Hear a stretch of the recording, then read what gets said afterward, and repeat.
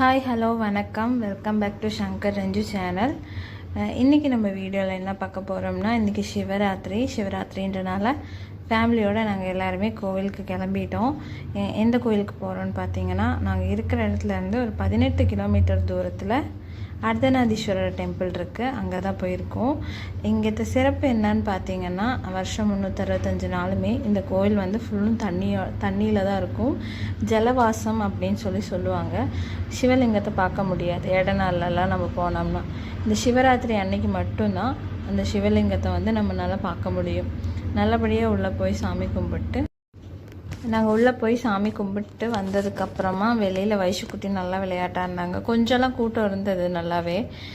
வெளியில் இருந்தெல்லாம் ஆளுங்க நிறைய பேர் வந்திருந்தாங்க.